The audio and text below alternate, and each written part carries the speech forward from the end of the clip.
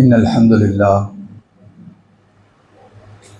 نحمده ونستعينه ونستغفره ونؤمن به ونتوكل عليه ونعوذ بالله من شرور أنفسنا ومن سيئات أعمالنا من يهد الله فلا مضل له ومن يضلل فلا هادي له وأشهد أن لا إله إلا الله وحده لا شريك له وأشهد أن محمدا عبده ورسوله اللهم صل على محمد وعلى آل محمد كما صليت على إبراهيم وعلى آل إبراهيم إنك حميد مجيد اللهم بارك على محمد وعلى آل محمد كما باركت على إبراهيم وعلى آل إبراهيم إنك حميد مجيد أعوذ بالله من الشيطان الرجيم يا أيها الذين آمنوا اتقوا الله حق تقاته ولا تموتن إلا وأنتم مسلمون يا أيها الناس اتقوا ربكم الذي خلقكم من نفس واحدة وخلق منها زوجها وبث منهما رجالا كثيرا ونساء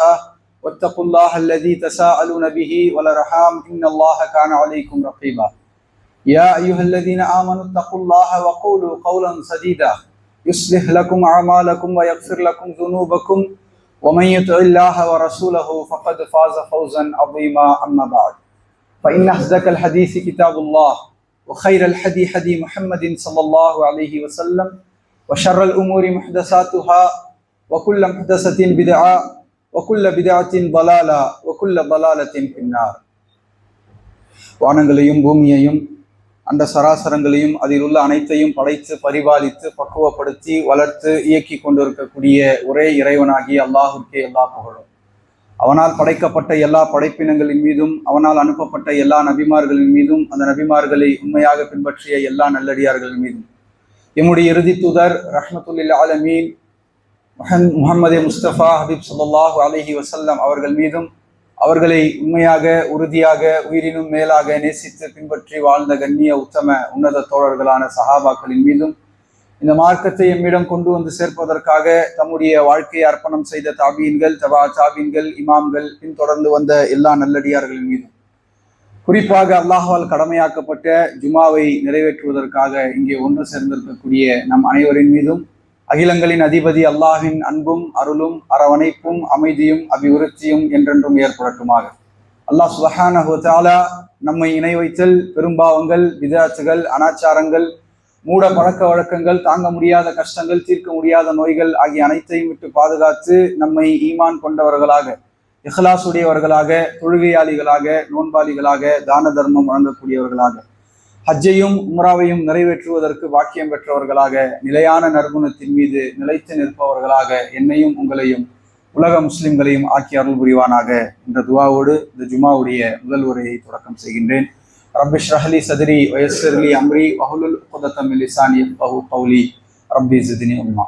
எல்லாம் வல்ல அல்லாஹ்வின் நல்லடியார்களே, இஸ்லாமிய சகோதர சகோதரிகளே, தாய்மார்களே, பெரியவர்களே, அல்லாஹ் சுப்ஹானஹு வ தஆலா முஸ்லிம்களாகிய நமக்கு சிறந்ததொரு வாழ்க்கை முறையை தந்திருக்கிறான். அந்த வாழ்க்கை முறையை பின்பற்றி வாழக்கூடிய ஒவ்வொரு இறை நம்பிக்கையாளரும் மகிழ்ச்சியான ஒரு வாழ்க்கையை தங்களால் வாழ முடியும் என்கின்ற நம்பிக்கையை நாம் எல்லாம் மனதிலே சுமந்து கொண்டிருக்கிறோம். இருப்பினும் முஸ்லிம் சமூகத்தில் மகிழ்ச்சியற்ற சூழல், கவலைக்குரிய சூழல், குடும்ப வாழ்க்கையில், தொழிலில், வியாபாரத்தில், நட்பில், உறவுகளை பேணுவதில் என்று எல்லா துறைகளிலும் இன்று குழப்பங்களும் பிரச்சனைகளும் கவலைகளும் சூழ்ந்திருக்கக்கூடிய ஒரு காலகட்டத்தில் நாம் எல்லாம் இருக்கிறோம். கவலைகள் இல்லாத மனிதன் இன்று இல்லவே இல்லை என்று சொல்லக்கூடிய அளவுக்கு பிரச்சனைகள், மன அழுத்தங்கள், மன நோய்கள், உடல் ரீதியான நோய்கள், உறவு சிக்கல்கள், உறவை மேலாண்மை செய்வதில் இருக்கக்கூடிய அந்த ஸ்திரத்தன்மையற்ற ஒரு நிலைமை என எல்லோருடைய வீடும் இன்று விதிவிலக்கு அல்லாமல் பிரச்சனைக்குரிய ஒரு சூழலாக நிலவுவதை நம்மால் பார்க்க முடியும். குறிப்பாக ஒரு தனி மனிதனுடைய வாழ்க்கையில் ஏதாவது ஒரு சிக்கலையும் பிரச்சனைகளையும் அந்த மனிதன் கொண்டிருக்கிறான். ஆனால் எந்த மனிதன் இப்படி வாழ்ந்து கொண்டிருக்கிறானோ அந்த மனிதனுக்கு கொடுக்கப்பட்ட வாழ்க்கை முறை என்பது, அந்த மனிதனுக்கு கொடுக்கப்பட்ட வாழ்வியல் முறை என்பது அவன் மகிழ்ச்சியாக வாழக்கூடிய எல்லா வழிகளையும் லேசாக்கப்பட்டிருக்கிறது. இருப்பினும் ஏன் இது போன்ற சிக்கலுக்குரிய ஒரு வாழ்க்கை முறையில் அவன் தவித்துக் கொண்டிருக்கிறான் என்று சொன்னால், எந்த வாழ்க்கை முறையை, எந்த வாழ்வியல் முறையை, எந்த வழிகாட்டுதலை அல்லாஹ்வும் அல்லாஹ்வுடைய தூதரும் நமக்கு கொடுத்தார்களோ, இறை நம்பிக்கையாளர்களுக்கு, மூமின்களுக்கு, முஸ்லிம்களுக்கு கொடுத்தார்களோ அதை சரியான முறையில் நம்முடைய வாழ்க்கையில் நாம் இன்னும் பின்பற்றாமல் இருக்கிறோம். அதை சரியான முறையில் புரிந்து கொண்டு நடைமுறைப்படுத்தாமல் இருக்கிறோம். அதனால் ஒரு முஸ்லிமுடைய வாழ்க்கையிலும் இன்று பிரச்சனைகள், ஒரு முஸ்லிமுடைய வாழ்க்கையிலும் இன்று குழப்பங்கள், ஒரு முஸ்லிமுடைய குடும்பத்திலும் இன்று எப்போது பார்த்தாலும் ஏதாவது ரீதியான கவலைகளும் விரக்திகளும் வந்து கொண்டிருக்கின்றன. பிரச்சனைகள் இல்லாமல் வாழ்க்கை இருக்காது, கவலைகள் இல்லாமல் வாழ்க்கை இருக்காது, சிக்கல்கள் இல்லாமல் வாழ்க்கை இருக்காது. ஆனால் அதிலும் அப்படியான கவலைகளிலும் சிக்கல்களிலும் பிரச்சனைகளிலும் அவன் ஒரு ராகத்தான ஒரு நிலையை இருப்பான். தூங்கினால் தூக்கம் வரும், அவனுக்கு தெளிவுகள் இருக்கும், இந்த பிரச்சனைக்கான ஒரு தெளிவு அவனுக்கு இருக்கும், கவலைக்கான ஒரு சிறந்த புரிதல் அவனுக்கு இருக்கும், இந்த சிக்கலுக்கான அடிப்படை காரணங்கள் என்னவென்பதை தெரிந்து அதை தீர்க்கக்கூடிய வழிமுறையில் அவன் தெளிவாக இருப்பான். இது ஒரு முஸ்லிம் அந்த வாழ்க்கை முறையை பற்றி பிடிப்பதனால் வரக்கூடிய சிறப்பம்சங்கள். ஆனால் இன்று அதற்கெல்லாம் மாற்றமாக எல்லோருடைய வாழ்க்கையிலும் பிரச்சனைகள், கஷ்டங்கள், நிம்மதி இல்லாத ஒரு தன்மை இருப்பதை பார்க்க முடிகிறது. இதற்கான மிக முக்கியமான காரணம் இஸ்லாத்தை சரியான முறையிலே புரிந்து அல்லாஹ்வும் அல்லாஹ்வுடைய தூதரும் நீ மகிழ்ச்சியாக இருக்க வேண்டும் என்று சொன்னால் எப்படி வாழ வேண்டும் என்று வழிகாட்டப்பட்டிருக்கிறதோ அந்த வாழ்க்கை முறையை இன்று நாம் தொலைத்து விட்டிருக்கிறோம். இஸ்லாம், அல்லாஹ்விடத்திலே அங்கீகரிக்கப்பட்ட ஒரே மார்க்கம் இஸ்லாம். அந்த இஸ்லாமிய மார்க்கத்தை சரியான முறையில் நம்முடைய வாழ்க்கையில் பின்பற்றாத காரணத்தினால் இப்படியான ஒரு நிலையில் நாம் இருக்கிறோம். நான் அல்லாஹ்வை வணங்குறேன், ஆனா வாழ்க்கையில பிரச்சனை. 5 வக்து தொழுகிறேன், ஆனா நிம்மதி இல்லை. என்னால முடிஞ்ச தான தர்மங்களை செய்யறேன், ஆனா ஒரு ராகத்து இல்லை. இன்று இப்படி புலம்பக்கூடிய நிறைய மக்களை நாம் பார்த்து கொண்டே இருக்கிறோம்.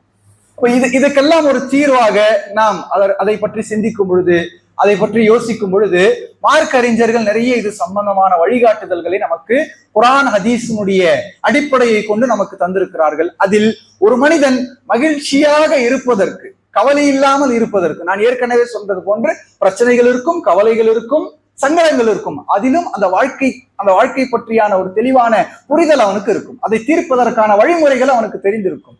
அவனுடைய வாழ்க்கையில் அந்த பிரச்சனைகளும் கவலையும் பெரிய தாக்கத்தை அவனுக்கு ஏற்படுத்தார்.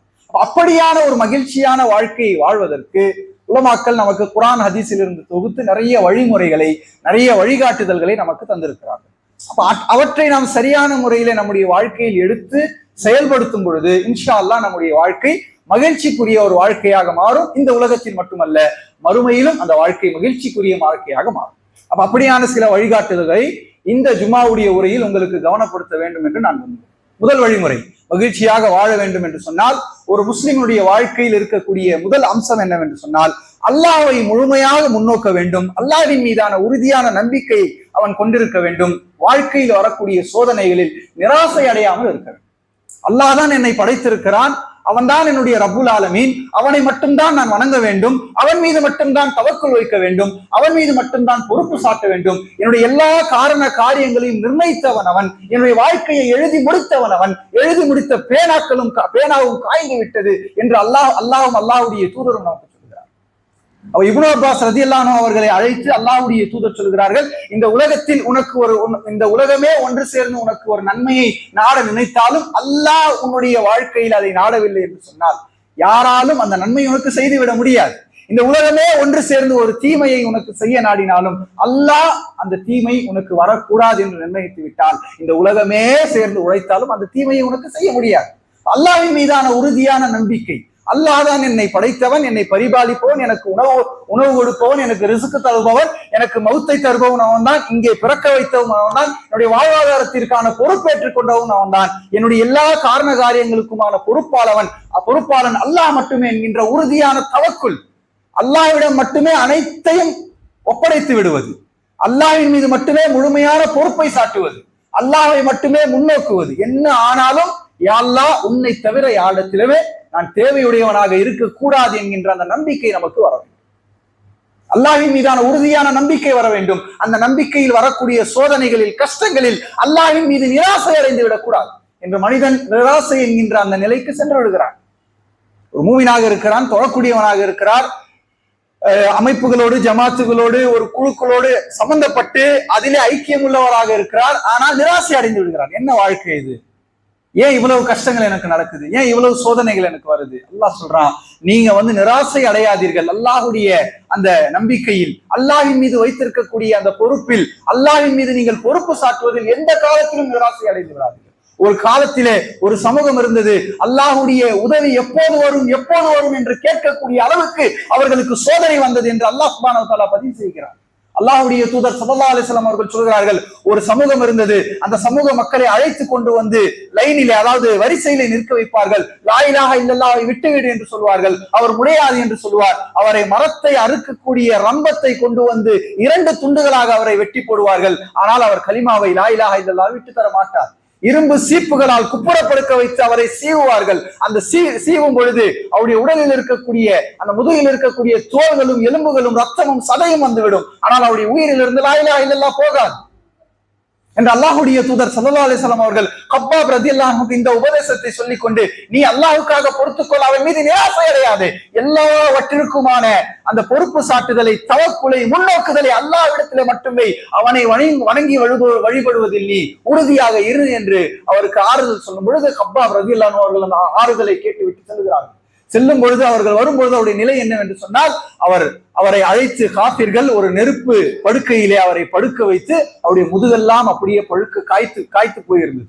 பிற்காலத்திலே உமர் ரலியல்லாஹு அன்ஹு இடத்துல அந்த காயத்தை காட்டும் பொழுது எலும்புகள் தெரியக்கூடிய அளவுக்கு அந்த நிலை இருந்தது. அந்த நேரத்தில் அல்லாஹ்வுடைய அல்லாஹ்விடத்திலே எங்களுக்காக துஆ செய்யுங்கள் அல்லாஹ்வுடைய தூதர் என்று சொல்லும் பொழுதுதான் அல்லாஹ்வுடைய தூதர் இந்த சம்பவங்களை சொல்லி எங்களை ஆறுதல் படுத்தினார். அந்த அளவுக்கு சஹாபாக்கள் தங்களுடைய வாழ்க்கையில் வரக்கூடிய சோதனைகளை, கஷ்டங்களை தாங்கி இருக்கிறார்கள். அல்லாஹ்வை முன்னோக்கினார்கள். அல்லாஹ்வின் மீது உறுதியான நம்பிக்கையை கொண்டிருந்தார்கள். என்னவானாலும் அல்லாஹ்வின் மீது நிராசை அடையாமல் இருந்தார்கள். இந்த முதல் வழிமுறை ஒரு மூமினுக்கு வந்துவிட வேண்டும். இரண்டாவது, செய்யக்கூடிய ஒவ்வொரு காரியத்தையும் இஹ்லாஸோடு செய்ய வேண்டும். அல்லாஹ்வுக்காக மட்டுமே செய்கிறேன், நான் குடும்பத்திற்கு உழைத்து கஷ்டப்பட்டு அவர்களுக்கு உணவளிப்பது, உடையளிப்பது, இருப்பிடத்தை கொடுப்பது, பிள்ளைகளுக்கு கல்வியை கொடுப்பது, மனைவியை பராமரிப்பது, தாய் தந்தை இடத்திலே நல்ல முறையில் நடந்து கொள்வது என அனைத்தும் செய்வது அல்லாஹ்வுடைய முகத்திற்காக, அல்லாஹ்வை திருப்திப்படுத்த வேண்டும் என்பதற்காக, அல்லாஹ்வுடைய கட்டளையை நிறைவேற்ற வேண்டும் என்பதற்காக. என்னுடைய தொழுகை, என்னுடைய நோன்பு, என்னுடைய அறுத்து பலியிடுதல், என்னுடைய வாழ்வு, என்னுடைய மரணம் அல்லாஹ்வுடைய தூதரை அல்லாஹ் சொல்லுகின்றான், குல் இன்ன ஸலாத்தி வ நுசுகி வ மஹ்யாய வ மமாத்தி லில்லாஹி ரப்பில் ஆலமீன். நபியே கூறுங்கள், என்னுடைய தொழுகை, என்னுடைய குர்பானி, என்னுடைய வாழ்வு, என்னுடைய மரணம் அனைத்தும் அல்லாஹ் ரப்பில் ஆலமீன் ஒருவனுக்குத்தான் இருக்கும் என்பதை நீங்கள் சொல்லுங்கள் என்று அல்லாஹ் சுப்ஹானஹு வ தஆலா அல்லாஹ்வுடைய தூதருக்கு சொல்லச் சொல்கிறார். அப்ப நம்முடைய வாழ்க்கை முழுவதும் இஹ்லாஸின் அடிப்படையில், அல்லாஹ் இதை உனக்காக மட்டும்தான் செய்யறேன், யாருடைய புகழுக்காகவோ, யாரை மெச்ச வேண்டும் என்பதற்காகவோ, யாரும் என்னை பாராட்ட வேண்டும் என்பதற்காகவோ, யாரும் என்னை நன்றி செலுத்த வேண்டும் என்பதற்காக நான் இதை செய்யவில்லை. முழுக்க இந்த காரியங்கள் செய்வது அனைத்தும் என்னுடைய வாழ்வு முழுவதும் நான் செய்யக்கூடிய ஒவ்வொரு அசைவும், என்னுடைய வாழ்வின் ஒவ்வொரு மணி நேரமும், ஒவ்வொரு நிமிடமும், ஒவ்வொரு நொடியும் அது அல்லாஹ் உனக்காகத்தான் துடித்துக் கொண்டிருக்கின்றன.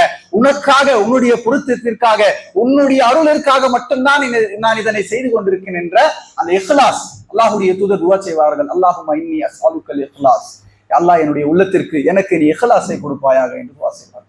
இஹ்லாஸின் அடிப்படையில் ஒரு மூமினுடைய வாழ்க்கை அமைந்து விட்டால், அல்லாஹ்வுக்காக மட்டுமே நான் இதை செய்கிறேன் என்று அமைந்து விட்டால், நீங்கள் எவ்வளவு சிரமப்பட்டு உங்களுடைய பிள்ளையை பார்த்து வளர்த்து இருக்கிறீர்கள், அவன் வளர்ந்து உங்களுக்கு நன்றி கெட்டவனாக இருந்தால் உங்களுக்கு அது எந்த கவலையையும் விரக்தியையும் தராது. நான் உன்னை பார்த்தது உனக்காக இல்லடா, என் ரப்புல் ஆலமீனுக்காக உன்னை பார்த்தேன், நீ என்னை திருப்பி பார்த்தாலும் எனக்கு பிரச்சனை கிடையாது, நீ என்னை துரத்தி அடிச்சாலும் எனக்கு பிரச்சனை கிடையாது. ஏன், உன்னை பார்த்தது முழுவதும், உன்னை வளர்த்தது முழுவதும், உனக்கு நன்றி செலுத்துவது முழுவதும், என்னுடைய தாய் தந்தைக்கு சேவை செய்தது முழுவதும், மனைவிக்கு நல்ல முறையிலே பராமரிப்பது என அனைத்தும் நான் செய்தது அல்லாஹ்வுக்காக. உன்னுடைய நன்றி எனக்கு கிடைக்க வேண்டும் என்பதற்காக அல்ல, நீ என்னை திருப்பி அதற்கான ஈடு செய்வாய் என்பதற்காக அல்ல. அல்லாஹ் செய்ய சொன்னான், அல்லாஹ் சொல்லி இருக்கிறான். அதனால் அல்லாஹ்வுக்காக இஹ்லாஸாக நான் செய்தேன். அதனால் நீ என்னை பார்த்தாலும், நீங்கள் எனக்கு திருப்பி கொடுத்தாலும், நன்றி செலுத்தாலும் அது எந்த விதத்திலும் என்னை பாதிப்பு ஏற்படுத்தாது. நம்முடைய வாழ்க்கை எல்லாவற்றிலும் இஹ்லாஸின் அடிப்படையில் அமைந்து கொள்ள வேண்டும். மூன்றாவது, நமக்கென முன்மாதிரியை, ரோல் மாடலை அல்லாஹ் சுப்ஹானஹு வ தஆலா இறக்கி வைத்திருக்கிறான். அல்லாஹ்வுடைய தூதர் உஸ்வத்துல் ஹஸனா, அந்த முன்மாதிரியைத்தான் முதல் முன்மாதிரியாக பின்பற்ற வேண்டும். வாழ்க்கையினுடைய எல்லா துறையிலும் அல்லாஹ்வுடைய தூதர் இதற்கு என்ன வழிகாட்டி இருக்கிறார்கள்?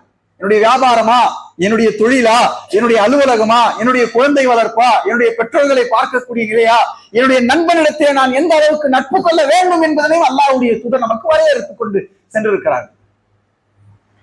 உலகத்துல எந்த அளவுக்கு நன்றி செலுத்த வேண்டும், எந்த அளவுக்கு நன்றி செலுத்தாமல் அவருக்கு தர வேண்டிய ஹக்கை சரியான முறையிலே முறையிட வேண்டும் என்பதை குறித்தும், ஏன் அன்பான சகோதரர்களே, எப்படி நீங்கள் செருப்பணிய வேண்டும் என்பதை முதற்கொண்டு அல்லாஹ்வுடைய தூதர் நமக்கு சொல்லி சென்றார். நீங்க கழிவறைக்கு சென்றால் எந்த காலை முதலில் எடுத்து வைக்க வேண்டும், வெளியே வரும் பொழுது எந்த காலை எடுத்து வைக்க வேண்டும், நகம் வெட்டும் பொழுது எந்த விரலை முதலில் ஆரம்பிக்க வேண்டும். உடைய மனைவியோடு நீங்கள் இல்லறம் சேருவதிலிருந்து எல்லாவற்றுக்கும் அல்லாஹ்வுடைய தூதர் ஸல்லல்லாஹு அலைஹி வஸல்லம் அவர்களுக்கு நமக்கு வழிகாட்டி முன்மாதிரியாக வாழ்ந்து விட்டு சென்றிருக்கிறார்கள். அந்த முன்மாதிரியை நாம் பற்றி பிடித்துக் கொள்ள வேண்டும். இதற்கு அல்லாஹ்வுடைய தூதர் சொன்னது என்ன? இதற்கு அல்லாஹ்வுடைய தூதருடைய வழிகாட்டுதல் என்ன? என்னுடைய வாழ்க்கையில் இருக்கக்கூடிய அனைத்து கஷ்டங்களுக்கும், நஷ்டங்களுக்கும், லாபங்களுக்கும், பிரச்சனைகளுக்கும், மகிழ்ச்சிக்கும் அல்லாஹ்வுடைய தூதருடைய வழிகாட்டுதல் என்ன? அதை நாம் முதன்மைப்படுத்தினால் நம்முடைய வாழ்க்கை மகிழ்ச்சியாக. நான்காவது, அல்லாஹ் சுப்ஹானஹு வ தஆலா நமக்கென்று இறக்கி வைத்த அந்த வேதத்தை, அந்த கலாமை, குரானை நாள்தோறும் ஓதுவது. இப்ப இங்க இருக்கிறதுல எத்தனை பேருக்கு குரான் சரளமா பார்த்து ஓத தெரியும் கையெத்துக்குங்க சொன்னா அல்லாஹ் பாதுகாக்க வேண்டும். நம்மில் பலர்ல இன்னும் குரான் ஓத தெரியாம இருக்கும். குரானை பார்த்து ஓத தெரியுமா அப்படின்னு கேட்டா நம்மள பலர்ல தெரியாது. குரானை ஓத தெரியாமல் வாழ்க்கையில கஷ்டம் இருக்குது, வாழ்க்கையில நிம்மதி இல்ல, மனைவி சரியில்லை, புள்ள சரியில்லை, அம்மா சரியில்லை, அப்பா சரியில்லை, வியாபாரம் சரியில்லை, இதெல்லாம் எப்படி நம்மளால சொல்ல முடியுது? அன்பான சகோதரர்களே, நமக்கென்று வழங்கப்பட்ட வேதத்தை, அல் குரானை பார்த்து ஓத தெரியவில்லை. நாள்தோறும் அதை ஓதினால் மனசில் இருக்கக்கூடிய பாரத்தை அது வெளியேற்றும் என்று இன்றைய மருத்துவம் சொல்லுகிறது. வீட்டில பரக்கத்து வரும் என்று மார்க்கம் சொல்லுகிறது. வீட்டிலே மலக்குகள், பரக்கத்தை சுமந்து கொண்டு வந்து வரக்கூடிய மலக்குகள் உள்ளே வருவார்கள் என்று அல்லாஹ்வுடைய தூதரும் சொல்லி இருக்கிறார்கள். வீட்டிலே நிம்மதி இருக்கும், வியாபாரத்திலே நிம்மதி, வியாபாரத்திலே ஒரு அபிவிருத்தி இருக்கும் என்று குரானை நீங்கள் ஓதுவதனால் அவ்வளவு சிறப்புகள் சொல்லப்பட்டிருக்கின்றன. இன்று அல்லாஹ்வுடைய அருளால் எத்தனை இணையதள வகுப்புகள், 10 நாளில் குரானை ஓதி தருகிறோம், 3 நாட்களில் குரானுடைய அடிப்படைகளை கற்றுத் தருகிறோம். 10 நாட்கள் தினம் 1 மணி நேரம் உட்கார்ந்தால் 10 நாள்ல குரானை ஓத தெரிஞ்சுக்கலாம். இன்னைக்கு நம்ம கொடுக்கிறோம் அதற்கான நேரம் சொன்னா ரொம்ப கிடையாது. வியாபாரத்துக்கு ஓடுறோம், வேலைக்காக ஓடுறோம், பிள்ளையினுடைய கல்விக்காக ஓடுறோம், ஹாஸ்பிடலா ஓடிட்டு இருக்கிறோம். அதற்கான நோய் நிவாரணியாக அல்லாஹ் வீட்டிலே குரானை கொடுத்திருக்கிறான். அதை ஓதுவதற்கு நாம் நேரம் கொடுப்பதில்லை. அந்த குரானை சிந்திப்பதற்கும் நேரம் தருவது. குரானுடைய தமிழாக்கத்தை எடுத்து ஓதுறோமா? அல்லாஹ் என்ன என்கிட்ட பேசுறான், அவ என்ன சொல்றான் என்கிட்ட அப்படின்னு நம்ம ஓதுறோமா? கிடையாது. இப்ப இன்னைக்கு வெள்ளிக்கிழமை சூரத்துல் கஹஃப் ஓதணும். எத்தனை பேர் நம்ம ஓதி இருக்கிறோம்? அந்த சூரத்துல் கஹஃப்ல வாரந்தோறும் அல்லாஹ்வுடைய தூதர் வெள்ளிக்கிழமை ஆனால் சூரத்துல் கஹஃபை ஓத சொல்கிறார்களே, அந்த கஹஃபில் அல்லாஹ் ஏன் வாரம் வாரம் ஓத சொல்றான்? அல்லாஹ்வுடைய தூதர் ஏன் வாரம் வாரம் ஓத சொன்னாங்க? அதற்கான அர்த்தம் என்ன? என்ன இருக்குது அதுல? தமிழ்ல படிச்சிருக்கிறோமா? என்ன சொல்ல வரான்? வாரம் வாரம் நீ அதை ஓது பண்ணும் பொழுது வெறும் அரபுல ஓதுறது மட்டும் கிடையாது. அப்ப அதுல ஏதோ பெரிய படிப்பினைகள் இருக்கு. நம்முடைய வாழ்க்கைக்கு தேவையான படிப்பினைகள் ரிப்பீட்டட் மோடுல மீண்டும் மீண்டும் நீ அதை படித்துக் கொண்டே இருக்க வேண்டும் என்கின்ற அந்த துணையில் அது சொல்லப்பட்டிருக்கிறது என்பதனால் நாம் குரானை தமிழில் ஓதி இருக்கிறோமா? அவருடைய விளக்க உரைகளை தெரிந்திருக்கிறோமா? இந்த குரானை முதல் ஜுசு முதல் கடைசி ஜுசு வரை தமிழில் தஃப்சீர் செய்யக்கூடிய வீடியோக்கள் அத்தனை வந்துருச்சு. இன்னைக்கு ஆன்லைன்ல உட்கார்ந்து டெய்லி ஒண்ணு பார்த்தா போதும். நம்ம அதுக்காக நேரம் கொடுக்கறது. இப்ப இதுவெல்லாம் நம்முடைய வாழ்க்கையில் மகிழ்ச்சியையும் இன்பங்களையும் ஏற்படுத்தக்கூடிய வழிமுறை. அடுத்து, மார்க்க கடமைகளை அல்லாஹ் சுப்ஹானஹு வ தஆலா எது நம் மீது கடமையாக்கி இருக்கிறானோ அந்த கடமைகளை சரியான முறையில பேண வேண்டும். 5 வக்து தொழுகையா? நான் இங்க இருந்தாலும் தொழுவேன், வேலைக்கு போனாலும் தொழுவேன், வெளிநாடு போனாலும் அந்த 5 வக்து தொழுகைதான் எனக்கு. இஸ்லாமிய சூழல் என்னை சுற்றி இருந்தாதான் நான் தொழுவன்றது கிடையாது. எங்க இருந்தாலும் என்னுடைய 5 வக்து தொழுகை எந்த காரணத்தை கொண்டும் விடுபடாது. ரமலானுடைய நோன்பு, ஹஜ்ஜினுடைய கடமை இருந்தால் ஹஜ், ஜக்காத் கடமை இருந்தால் ஜக்காத், தான தர்மங்கள், அல்லாஹ் எதனையெல்லாம் உனக்கு இபாதத்தாக கடமையாக்கி இருக்கிறானோ, ஃபர்தாக்கி இருக்கிறானோ அந்த ஃபர்தை சரியான முறையிலே கன்சிஸ்டன்சி என்று சொல்வார்கள் ஆங்கிலத்தில், விடாமல் தொடர்ச்சியாக செய்து கொண்டே இருப்பது. விடாமல் தொடர்ச்சியாக ஒரு விஷயத்தை செய்து கொண்டே இருந்தால் அதனுடைய பிரதிபலன் என்பது அவ்வளவு சிறப்பானதாக இருக்கும். அந்த மார்க்க கடமைகளை, தொழுகையை, நோன்பை, ஜக்காத்தை, ஹஜ்ஜை, இன்னும் என்னவெல்லாம் அல்லாஹ் இபாதத்தை நீ கடமையாக செய்ய வேண்டும் என்று நமக்கு சொன்னானோ அந்த கடமைகளை முறையாக பேணுவது அன்பான சகோதரர், இது எல்லாம் நமக்கு நிம்மதியை ஏற்படுத்தக்கூடிய வழிமுறைகள். அடுத்து, குடும்ப கட்டமைப்பை சீராக மாற்றுவது. நான் மட்டும் தொழுகிறேன், என் மனைவி தொழுல. நான் மட்டும் டெய்லியும் குரான் ஓதுறேன், என் பிள்ளைக்கு இன்னும் குரான் ஓதவே தெரியாது. நான் மட்டும் மஸ்ஜிதோட தொடர்புல இருக்கிறேன், நான் மட்டும் தான தர்மங்களை செய்யறேன், நான் மட்டும் இஸ்லாமிய பணிகளை செய்யறேன், சமூக சேவைகளை செய்யறேன், மக்கள் பணிகளை செய்யறேன். ஆனா வீட்டுல போனா வீட்டுல நாடகம் ஓடிட்டு இருக்கு, வீட்டுல நாடகம் ஓடிக்கொண்டு இருக்கிறது, சினிமாக்கள் ஓடிக்கொண்டிருக்கின்றன. என்னுடைய பிள்ளைகள் அந்நிய ஹீரோக்கள் ஆடக்கூடிய அந்த நடனத்தை பார்த்து இவர்களும் ஆடிக்கொண்டிருக்கிறார்கள். இவருடைய கல்வி கூடங்களில் முற்றிலும் குஃபரும் ஜாஹிலியத்தும் கற்றுக் கொடுக்கப்படுகின்றது. அதை கற்றுக்கொண்டு வந்து வீட்டில் அவன் நடைமுறைப்படுத்தி கொண்டிருக்கிறான். அவனுக்கு இஸ்லாமிய மாகுல் கிடையாது. பிள்ளைகளை, மனைவிய, தாய் தந்தைய, நம்முடைய குடும்ப உறவுகளை ஒரு பயானுக்கு நம்ம கூட்டிட்டு போறது கிடையாது. அவர்களுக்கு இஸ்லாமிய நினைவூட்டல்களை கொடுப்பது கிடையாது. அவர்களிடத்துல உட்கார்ந்து அமர்ந்து ஒரு வட்டமிட்டு இஸ்லாம்னா என்ன, அல்லாஹ்னா யாரு, அல்லாஹ்வுடைய பெயர்கள் எத்தனை உனக்கு தெரியும் அப்படின்னு நம்முடைய பிள்ளைகளை நீ கேட்டிருக்கிறோமா? மனைவியை தொலை சொல்றோமா? கிடையாது. நம்ம மட்டும் சரியாக இருந்து வீட்டுல நிம்மதி இல்லைன்னா வீட்டுல இருப்பவர்களும் அன்பான சகோதர சகோதரிகளே மார்க்கத்தின் பக்கம் வர வேண்டும். சில இடங்கள்ல மனைவி மாஷா அல்லாஹ் நல்லா இருப்பாங்க, தொழக்கூடியவங்களா, நோன்பு வைக்கக்கூடியவங்களா, தஹஜ்ஜுத் தொழக்கூடியவங்களா இருப்பாங்க. ஆனா கணவர் குடிகாரரா இருப்பார், வட்டியோட தொடர்புல இருப்பாரு, தொழுகையின் பக்கமே போகாதவரா இருப்பார். இப்படியான வீடுகளில் அல்லாஹ் சுப்ஹானஹு வ தஆலா ரஹ்மத்தையும் நிம்மதியையும் இறக்குவது. குடும்பமும் சீரான ஒரு கட்டமைப்புக்குள் வர வேண்டும். அல்லாஹ்வை நினைவுபடுத்தக்கூடிய, அல்லாஹ்வை வணங்கக்கூடிய, அல்லாஹ்வுடைய இபாதத் புதுப்பித்துக் கொண்டே இருக்கக்கூடிய வீடுகளாக நம்முடைய வீடுகள் மாறும் பொழுது இன்ஷா அல்லாஹ் நம்முடைய வாழ்க்கை மகிழ்ச்சியான வாழ்க்கையாக இருக்கும். அடுத்து பாசிட்டிவ் திங்கிங், நேர்மறை சிந்தனை. இன்னைக்கு பெரிய நமக்கு வரக்கூடிய எல்லா பிரச்சனைகளுக்கும் மூல காரணம் என்ன தெரியுமா? எல்லாத்தையும் எதிர்மறையா அணுகிறோம். அது ஆவாது, அது நடக்காது, அது முடியாது, அவன் சரியில்லை, அவன் அப்படி இல்லை, அவன் குறை, அவன் புறம், அவன் அந்த மாதிரி, அவன் இந்த மாதிரி, எனக்கு இப்படி ஆயிடும், நான் அப்படி ஆயிடுவேன், அது போனா அப்படி ஆயிடு, எல்லாத்தையுமே இன்னைக்கு நெகட்டிவா எதிர்மறையாக பேசக்கூடிய ஒரு நிலை இருக்கு. பாசிட்டிவா நம்ம இன்னைக்கு ஒரு நாளைக்கு எத்தனை தடவை பேசியிருக்கோம்னு நம்ம சொன்னா விரல விட்டு கூட நம்மளால எண்ண முடியும். அது நல்லா ஆயிடும் பாய், உங்களுக்கு நல்லா ஆயிடும், அல்லாஹ் உங்களுக்கு கொடுப்பான். நம்ம நல்லா இருக்கிறோம், நான் நல்லா இருக்கிறேன், நான் மகிழ்ச்சியா இருக்கிறேன். என்னைக்காவது பேசியிருக்கோமா? நம்முடைய நாவுகள் பேசியிருக்கா? அல்லாஹ் எனக்கு நல்லா கொடுத்திருக்கிறான், நல்ல பிள்ளைகளை கொடுத்திருக்கிறான், நல்ல மனைவியை கொடுத்திருக்கான், நல்ல அம்மா அப்பாவை கொடுத்திருக்கிறான். இப்ப ஜும்மா தொழுதுட்டு வீட்டுக்கு போனா சாப்பிட நம்ம வீட்டுல சாப்பாடு இருக்குது, நான்வெஜ்ஜோட இருக்கா இல்லையா? அது எத்தனை பேருக்கு இருக்கு இன்னைக்கு? நல்ல வாகனம் கொடுத்திருக்கிறான், நல்ல வீடு கொடுத்திருக்கிறான். எப்ப நம்ம எல்லாவற்றையும் பாசிட்டிவா பாக்குறது, எல்லாவற்றையும் எதற்கெடுத்தாலும் நம்ம நெகட்டிவா யோசிச்சு யோசிச்சு யோசிச்சு யோசிச்சு இந்த வாழ்க்கையே நெகட்டிவ். நம்ம என்ன பேசுறோமோ, எதை யோசிக்கிறோமோ அதுதான் நம்முடைய வாழ்க்கை. நம்ம எதை பார்க்கிறோமோ, என்ன பேசுறோமோ, என்ன சிந்திக்கிறோமோ, நெகட்டிவாவே எதிர்மறையாவே சிந்திக்கிறோம், எதிர்மறையாவே பேசுறோம், எதிர்மறையாவே எல்லாரையும் பார்க்கிறோம். யாரையுமே நம்ம இன்னைக்கு பாசிட்டிவா பார்க்கறது கிடையாது. நம்முடைய வாழ்க்கை அப்படியே அதனுடைய ரெஃப்ளெக்ஷன் அப்படியே நமக்கு அது எதிர்மறையாக தான் வருது. எல்லாவற்றையும் அல்லாஹ்வுடைய தூதர் நேர்மறையாக பார்த்திருக்கிறாங்க. ஒரு பிரச்சனை வருது, அந்த பிரச்சனையை நேர்மறையாக அணுகுவது பாசிட்டிவ் அப்ரோச் என்று சொல்லுவார்கள். எல்லாவற்றையும் நேர்மறையாக அணுகு, அது சரியாயிடும், அதை சரிப்படுத்த முடியும். எவ்வளவு சிக்கலாக இருந்தாலும் அல்லாஹ் அதற்கான தீர்வை வைத்திருக்கிறான். அந்த மாதிரி எல்லாவற்றையும் அணுகும் பொழுது வாழ்க்கை மிகவும் சிறப்பாக. நேர்மறை சிந்தனை நம்முடைய வாழ்க்கையில் மிக முக்கியமாக வர வேண்டும். அடுத்தவரை பற்றி நல்லெண்ணம் வைப்பது, இது ரொம்ப ரொம்ப முக்கியம். யாரை பார்த்தாலும் நம்ம என்ன நினைக்கிறோம், இன்னைக்கு தீவராகவும் கெட்டவராகவும் அவர் மீதான ஒரு தவறான அபிப்பிராயம் கொண்டவராகத்தான் இருக்கிறோம். நம்ம யார் மீதும் இன்னைக்கு என்ன செய்யறது இல்லை, அடுத்தவரை பற்றி ஒரு நல்லெண்ணம் வைக்கிறது இல்லை. அடுத்தவரை நல்லவங்களா புரிஞ்சுக்கிறதுக்கு நம்ம ட்ரை பண்றது கிடையாது. அல்லாஹ்வுடைய தூதர் ஸல்லல்லாஹு அலைஹி வஸல்லம் அவர்கள் சபையிலே அமர்ந்து கொண்டிருக்கிறார்கள். கருப்பு நிற ஆடையோடு ஒரு சஹாபி கைகளிலே செருப்பு வைத்துக் கொண்டு நடந்து செல்கிறார். சொர்க்கவாதியை பார்க்க வேண்டுமா, அதோ நடந்து செல்கிறாரே, அவரை பாருங்கள் என்று அல்லாஹ்வுடைய தூதர் சொன்னவுடன் ஒரு சஹாபி அவர் என்ன விசேஷமான அமல்களை செய்கிறார் என்பதை பார்ப்பதற்காக அவருடைய வீட்டிற்கு சென்று 3 நாட்கள் தங்குவதற்கு அனுமதி கேட்கிறார். 3 நாட்கள் தங்கி பார்க்கிறார். பெரிய இபாதத்துகளை எல்லாம் அவர் ஒன்றும் செய்யவில்லை. பெரிய இபாதத்துகள் என்றால் நம்முடைய பார்வையில் பெரிய இபாதத்து கிடையாது, அவங்க பார்வையில ஒரு பெரிய இபாதத்து இருந்தது, அதெல்லாம் நம்ம நெருங்க முடியும் இல்லையா? அவங்க பார்வையில ஒண்ணு பெருசு இருந்தது, அதெல்லாம் நம்ம ஒண்ணுமே கிடையாது. அவங்களுடைய சிறுசுக்கு முன்னாடி நம்முடைய பெருசா ஒண்ணும் கிடையாது இல்லையா?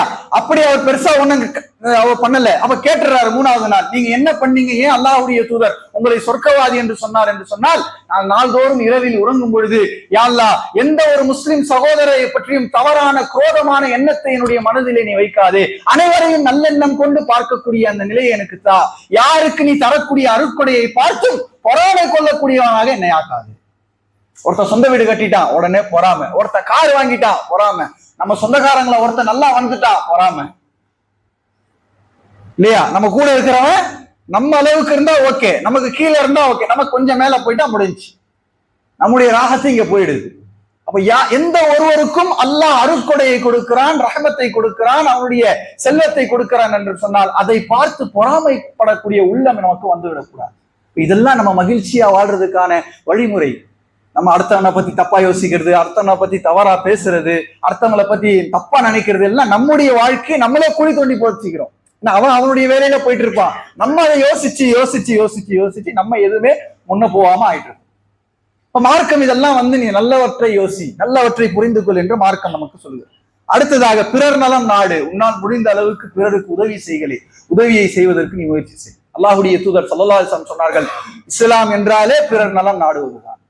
எந்த அளவுக்கு நம்மால் சமூக சேவைகளில், மக்கள் பணிகளில், நல்ல நல்ல விஷயங்களில் நம்மால் ஈடுபட முடியுமோ. இன்னைக்கு உளவியல்ல சொல்றாங்க, பிறருக்கு ஹெல்ப் பண்ணும் பொழுது ஒரு ஹார்மோன் சுரக்குதான். அந்த ஹார்மோன் என்ன செய்யலாம், ஸ்ட்ரெஸ்ல இருந்து நம்மளை ரிலீஃப் பண்ண வைக்கலாம். மற்றவங்களுக்கு உதவி செய்யக்கூடிய பணிகள்ல நீங்க ஈடுபடும் பொழுது மகிழ்ச்சிக்குரிய ஹார்மோன் நிறைய இம்ப்ரூவ் ஆகும். அப்போ மார்க்கம் ஏற்கனவே சொல்லிருச்சு, நீ இன்னொரு சகோதரனுக்கு உதவி செய்யக்கூடிய காலம் எல்லாம் அல்லாஹ் உனக்கு உதவி செய்து கொண்டிருப்பான். ஒரு சகோதரனுடைய கஷ்டத்தை இந்த உலகத்தில் லேசுபடுத்தியவருக்கு அல்லாஹ் மறுமையிலே அவனுடைய கஷ்டத்தை லேசுபடுத்துகிறான் என்று அல்லாஹ்வுடைய தூதர் ஸல்லல்லாஹு அலைஹி வஸல்லம் அவர்கள் பிறருக்கு நீ உதவி செய்ய வேண்டும், பிறருக்கு நலன் நாட வேண்டும் என்கின்ற ரீதியில் அவ்வளவு விஷயங்களை செய்திருக்கிறார்கள். அடுத்தபடியாக உன்னுடைய சுற்றுச்சூழலை மாற்று, ரொம்ப முக்கியங்க. நம்ம எங்க இருக்கிறோமோ, எந்த சூழல்ல இருக்கிறோமோ அதுதான் நம்மளை சுத்தி யார் இருக்கிறாங்களோ, நல்லவங்க இருந்தா நம்ம நல்லவங்க, நம்மளை சுத்தி கெட்டவங்களா இருந்தா நம்மளும் அப்படி மாறிடுவோம். எவ்வளவு உதாரணங்களை பாக்குறோம். ஒரு முஸ்லிம் மஹல்லால வீடு இருப்பாரு, கஷ்டப்பட்டு சொந்த வீடு வாங்கணும்னு சொல்லி ஏதோ பண்ணி எங்கேயாவது அவுட் ஆஃப் சிட்டில ஒரு இடத்த போட்டு வாங்கி அங்க வீடு கட்டு போவார். ஒரு வருஷம் கழிச்சு போய் பாருங்க, இங்க இருந்து தொழுகையாளியா இருந்திருப்பாரு, வட்டியின் பக்கம் போவதா இருந்திருப்பாரு, பயானு அப்படி இப்படி நல்ல ஒரு இஸ்லாமிய மாஹூல்ல இருந்திருப்பாரு. அந்த மாஹூல்ல தாண்டி அந்த பக்கம் போயிடுவார். அங்க பள்ளிவாசல் இருக்கான்னு பார்க்க மாட்டாங்க, நம்ம ஆளுங்க மதர்சா இருக்கான்னு பார்க்க மாட்டாங்க. அல்லது நம்ம போய் ஒரு பள்ளியையோ ஒரு மதர்சாவையோ நம்ம ஏற்படுத்துவோம், அதுவும் நடக்காது. மாஹூல் இல்லாத ஒரு இடத்துல சொந்த வீடு கட்டணும் போறதுதான் முடிஞ்சு. எத்தனை பேரு எனக்கு முன் உதாரணங்கள் நிறைய பேர் இருக்கிறாங்க. அப்ப முழுக்க மார்க்கம் இல்லாம, தொழுகை இல்லாம, வட்டியோட தொடர்பை ஃபுல்லா அப்படியே அவுட் ஆஃப் ஸ்டேஷன் சொல்லுவாங்க பாருங்க, இஸ்லாத்திலிருந்தே வெளியே போகக்கூடிய அந்த சூழல்ல அவங்க மாறுறாங்க. காரணம், உன்னுடைய சுற்றுச்சூழல் என்ன, நீ எப்படியான மாஹூலில் வாழ்கிறாய், உன்னுடைய அக்கம் பக்கத்து வீட்டார்கள் யார், நீ யாரோடு தினமும் பேசுகிறாய், யாரோடு பழகுகிறாய் என்பது அன்பான சகோதரர்களை மிக மிக முக்கியமானது. அது இறுதியான 2 விஷயங்களை சொல்லி கொண்டு முடிக்கிறேன். நல்ல நண்பர்களை கொண்டிருக்கும், நம்மை சுத்தி நல்ல நல்ல நண்பர்களை கொண்டிருக்கும். நம்முடைய பிள்ளை யார் இடத்துல நட்பு கொள்றான், என்னுடைய மனைவி யார் இடத்துல நட்பு கொள்றான், நான் யார் இடத்துல நட்பு கொள்றேன், அதெல்லாம் எனக்கு இன்ஃப்ளூயன்ஸ் பண்ணும், என்னை தாக்கத்தை ஏற்படுத்தும். இப்ப நல்ல மாஹூலோடு, தொழுகையோடு, இறையச்சத்தோடு, நல்ல பணிகளோடு இருக்கக்கூடிய ஒரு நண்பனோடு என்னுடைய வாழ்க்கை அமைந்தால் நம்முடைய வாழ்க்கை சிறப்பானதாக இருக்கும். தவறான நண்பர்களோடு, ஒரு இலக்கற்ற நண்பர்களோடு நம்முடைய வாழ்க்கை இருந்தது என்று சொன்னால் அது சிறப்பாக அமையாது. அல்லாஹ் கதிரை நம்புவது, என்ன நடந்தாலும் அல்லாஹ்வுடைய நாட்டம் இல்லாமல் எதுவுமே நடக்காதுப்பா, நான் என்ன முயற்சி செஞ்சாலும் அல்லாஹ்வுடைய நாட்டம் அதுல இருந்தா எனக்கு கிடைக்கலையே அடுத்த விஷயத்தை நோக்கி நான் போயிடணும். அல்லாஹ் ஏற்கனவே விதித்து விட்டான், எழுதி விட்டான், அவன் நாடி விட்டான், அதை நோக்கி நாம் ஓடிக்கொண்டிருக்கிறோம். அல்லாஹ்வுடைய நாட்டம் இல்லாமல் இந்த உலகத்தில் யாரும் எதுவும் என்னை ஒன்றும் செய்து விட முடியாது, அல்லாஹ்வுடைய நாட்டம் இல்லாமல் இந்த உலகத்தில் ஒன்றுமே நடக்காது என்கின்ற அல்லாஹ்வின் மீது பொறுப்பு சாட்டக்கூடிய அந்த நிலை நமக்கு வந்து விட்டது என்று சொன்னால் மாஷா அல்லாஹ் நம்முடைய வாழ்க்கை சிறப்பானதாக இருக்கும். அடுத்தபடியாக நம்ம விட சிரமத்தில் இந்த உலகத்திலே நிறைய பேர் வாழ்ந்து கொண்டிருக்கிறார்கள், அவர்களை பார்த்து படிப்பினை பெற வேண்டும். நம்மை விட கீழே நிறைய மக்கள் இருக்கிறார்கள், அவர்களை விட அல்லாஹ் நம்மை மேன்மையாக வைத்திருக்கிறான் என்கின்ற அந்த நன்றி உணர்வு நமக்கு இருக்க வேண்டும். நேர மேலாண்மையை பேணி பாதுகாக்க வேண்டும். நம்முடைய நேரத்தை தேவையில்லாத இன்னைக்கு என்ன பண்றோம், ஸ்கிராலிங்லையும் சோசியல் மீடியா ஸ்கிராலிங்லையும் தேவையற்ற விஷயங்களை பார்க்கறதுலையும் ஒரு 2 பேர் நின்று பேசினாங்கன்னா ஒரு 1/2 மணி நேரம் ஓடிடுது. இப்ப நேரத்தை வேஸ்ட் பண்ணாம நம்முடைய நேரங்களை சரியான முறையில செலவு பண்ண வேண்டும். நேரத்தை கணக்கிட்டு பயனுள்ள விஷயங்களிலே நம்முடைய நேரத்தை சரியான முறையிலே பயன்படுத்த வேண்டும். அடுத்து தனித்துவத்தை இழக்காம அல்லாஹ் ஒவ்வொருவருக்கும், இங்க இருக்கக்கூடிய ஒவ்வொருவருக்கும் ஒரு தனித்துவத்தை கொடுத்திருக்கிறான். கம்பாரிசன் நம்ம பண்ணக்கூடாது. நம்மையும் இன்னொருத்தையும் ஒப்பிட்டுப்பா, அவனுக்கு அது இருக்கு எனக்கு இது இல்லை, அவனுக்கு இருக்கிறது உனக்கு இருக்காது, உனக்கு இருப்பது அவனுக்கு இருக்காது. அல்லாஹ் நம்முடைய பிள்ளைகள் ஒவ்வொருவருக்கும் ஒரு தனித்திறமையை, ஒரு தனித்துவத்தை கொடுத்திருக்கிறான். அது என்னவென்பதை பார்த்து அதில் நாம் வளர்வதற்கு முயற்சி செய்ய வேண்டும். அவன் அது பண்றான், நானும் அது பண்ணணும், அவன் அதுல போயிட்டான், நானும் அதுல போனோம், அவன் அந்த தொழில் பண்ணான். இங்க இருக்கக்கூடிய ஒவ்வொருவருக்கும் ஒவ்வொரு தனித்துவம் இருக்கிறது. அந்த தனித்துவத்தை நீங்கள் அடையாளப்படுத்தி அதிலே உங்களை இன்னும் வளர்த்தெடுத்தால் மகிழ்ச்சியான வாழ்க்கை கிடைக்கும் என்கிற மார்க்கத்தினுடைய மிக முக்கியமான விஷயங்கள் தெரிகிறது. இறுதியாக தெளிவான இலக்கை, நமக்கென்று ஒரு கோல், அடுத்த 5 வருஷத்துல நான் என்ன ஆக போறேன், அடுத்த 10 வருஷத்துல நான் எதை அடைய போறேன் என்கிற நமக்கென்ற ஒரு இலக்கை நிர்ணயித்து செல்ல வேண்டும். எல்லாவற்றிலும் பொறுமையை மேற்கொள்ள வேண்டும். அப்படி நம்ம அவசரப்பட்டு எல்லாத்தையும் இன்னைக்கு பேசிடுறோம், எது செஞ்சிடறோம், அதுதான் நமக்கு பிரச்சனையா வந்து முடியுது. எல்லாவற்றிலும் நிதானத்தையும் பொறுமையையும் மேற்கொள்ள வேண்டும். எல்லாவற்றையும் தாண்டி இந்த விஷயங்களை, இந்த பொறுமையை மேற்கொள்வது, நமக்கென்று ஒரு இலக்கை நிர்ணயித்துக் கொள்வது போன்ற இந்த மேற்கொண்ட இவ்வளவு நேரம் நாம் பேசிய இந்த விஷயங்களை எல்லாம் நம்முடைய வாழ்க்கையில் அமல்படுத்தினால் நம்முடைய வாழ்க்கை மகிழ்ச்சியாக இருக்கும். குர்ஆனும் ஹதீஸும் ஒவ்வொன்றிற்கும் நிறைய ஆதாரங்களை நம்மால் காட்ட முடியும். மார்க்க அறிஞர்கள் ஆதாரங்களை கொண்டு வருகிறார். எல்லாவற்றையும் சுருக்கிய இடத்திலே சொல்லி இருக்கிறோம். அல்லாஹ் சுப்ஹானஹு வ தஆலா எதை சொன்னோமோ, எதை கேட்டோமோ நம்முடைய வாழ்க்கையில் நடைமுறைப்படுத்தக்கூடிய பாக்கியத்தை நம் அனைவருக்கும் தந்தல்வானாக. சிறப்பான மகிழ்ச்சியான கவலை இல்லாத ஒரு வாழ்க்கையை வாழ்வதற்கான, ராகத்தான ஒரு வாழ்க்கையை வாழ்வதற்கான வாய்ப்புகளை நம் அனைவருக்கும் ஏற்படுத்தி தருவானாக. வாஹிர் தவானா அல்ஹம்துலில்லாஹி ரப்பில் ஆலமீன்.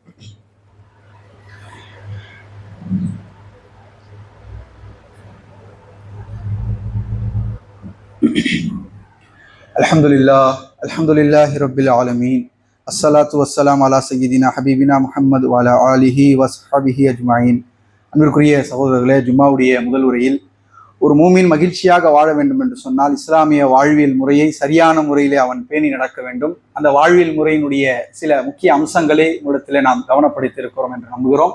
எல்லாவற்றையும் தாண்டி ஜிக்ரு என்கின்ற ஒரு விஷயத்தை நம்முடைய வாழ்க்கையில் மேற்கொள்ள வேண்டும். நம்ம வண்டி ஓட்டும் பொழுது, வீட்டில் சும்மா உட்காரும் பொழுது, வேலை செஞ்சுட்டு இருக்கும் பொழுது, எப்பெல்லாம் நமக்கு டைம் கிடைக்குதோ அப்பெல்லாம் அல்லாஹ்வை நினைவுபடுத்தக்கூடிய அந்த ஜிக்ருகளை, சுப்ஹானல்லாஹ், அல்ஹம்துலில்லாஹ், வலா இலாஹா இல்லல்லாஹ், அல்லாஹு அக்பர், சுப்ஹானல்லாஹி வ பிஹம்திஹி, சுப்ஹானல்லாஹில் அஸீம், லா இலாஹா இல்லா அன்த சுப்ஹானக இன்னி குன்து மினல் ஸாலிமீன், அஸ்தக்ஃபிருல்லாஹ் அஸ்தக்ஃபிருல்லாஹ் அஸ்தக்ஃபிருல்லாஹ் வ அதூபு இலைஹி போன்ற இந்த எளிமையான ஜிக்ருகளை நம்ம வண்டி ஓட்டிட்டு இருக்கும் பொழுது, ஆபீஸ்ல வேலை செஞ்சுட்டு இருக்கும் பொழுது, எல்லா காரியங்களையும் நமக்கு டைம் கிடைக்கும் போதெல்லாம் நாவுகள் அல்லாஹ்வை நினைவுபடுத்தி கொண்டே இருக்கும் பொழுது உள்ளம் எளிதாகும்.